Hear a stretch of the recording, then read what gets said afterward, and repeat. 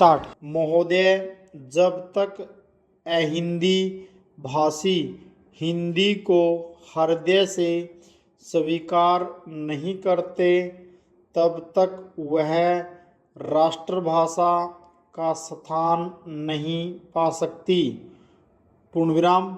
और यह तभी हो सकता है जब वे यह समझें कि इसमें उनका भी योगदान है और उन्होंने इससे केवल लिया ही नहीं बल्कि इसे कुछ दिया भी है और उन पर कोई दूसरी भाषा लादी नहीं गई है बल्कि यह उनकी ही भाषा है।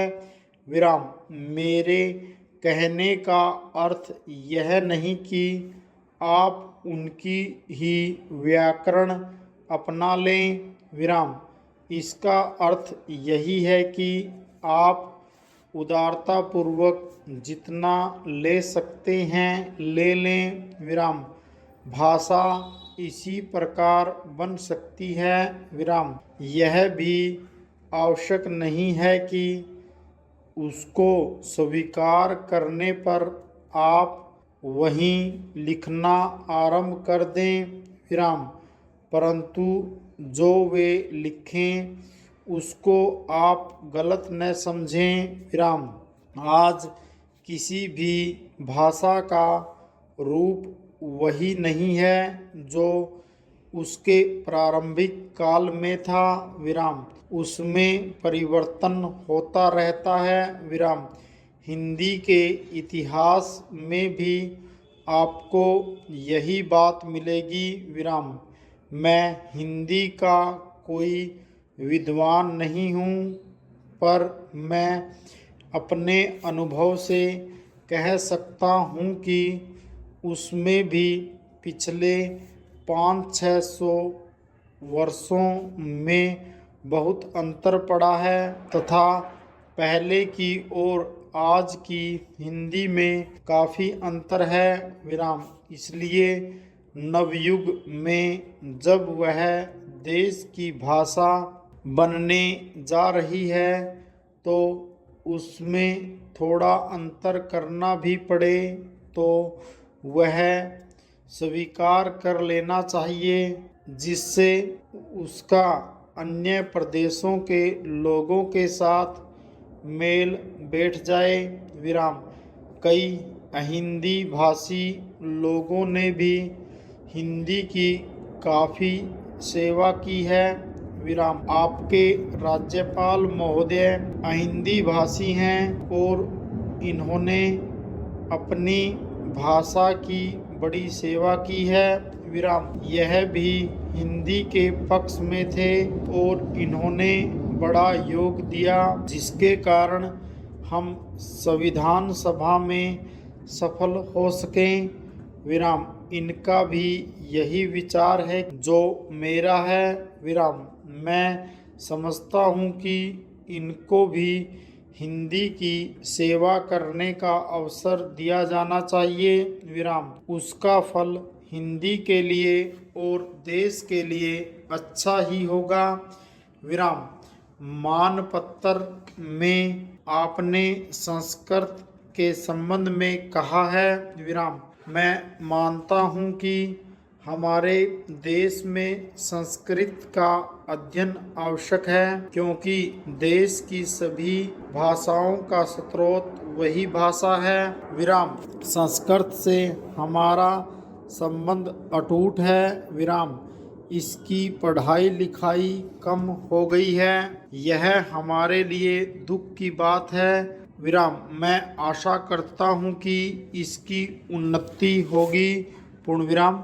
महोदय, मैं अपने बारे में कहता हूँ। विराम।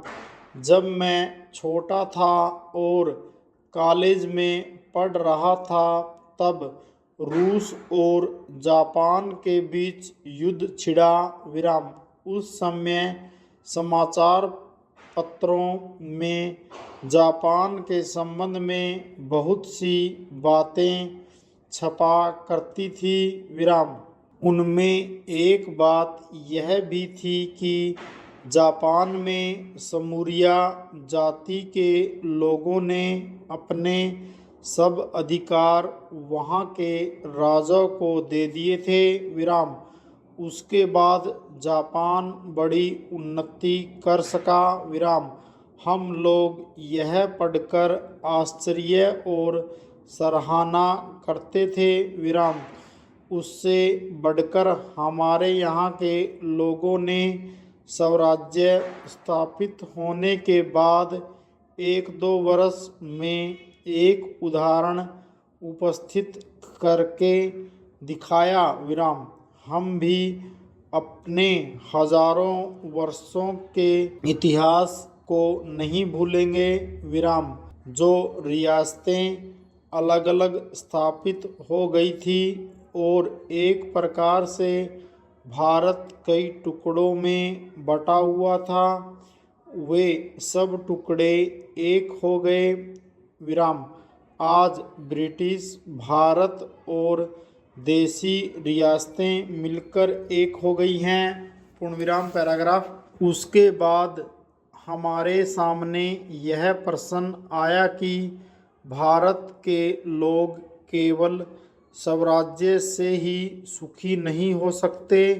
विराम। उनको किसी न किसी प्रकार सुखी बनाना है। विराम। इस संबंध में सरकार ने अपनी ओर से प्राय सभी राज्यों और जमींदारी और जागीरदारी उन्मूलन के कानून उपस्थित किए और वे कानून पास हुए। विराम। प्रसन्नता की बात तो यह है कि बहुत से स्थानों में कानून उन लोगों की स्वीकृति से तथा उन लोगों की सलाह से पास किए जिनकी जमींदारी और जागीरदारी समाप्त हो जानी थी। विराम। यह भी देश प्रेम का उदाहरण है। विराम। उन लोगों ने अपनी संपत्ति का त्याग इसलिए किया कि उसके सारे देश को लाभ पहुँचे। विराम। वह काम भी लगभग पूरा हो गया और पूरा होता जा रहा है। विराम। हमारे सामने मार्ग प्रशस्त है और अब हमें इस पर चलने की शक्ति चाहिए। पूर्ण विराम। पैराग्राफ। हम में परस्पर कभी कभी इस प्रकार की संकुचित धार्मिक अवस्था, सामाजिक भावना देखने में आती है, जिसके कारण कभी कभी लड़ाई झगड़े हो जाते हैं। विराम। हम इस चीज़ को भी दूर करने का प्रयत्न कर रहे हैं। विराम। हमारे संविधान में स्पष्ट बता दिया कि कोई चाहे किसी भी धर्म का क्यों न हो, किसी भी जाति का क्यों न हो, इस देश में सबको समान अधिकार है। विराम। गरीब से गरीब आदमी को भी वही एक वोट देने का अधिकार है जो कि राजा साहब को है या मुझे। विराम। धर्म के नाम पर किसी प्रकार का भेदभाव नहीं किया जाता है। पूर्ण विराम।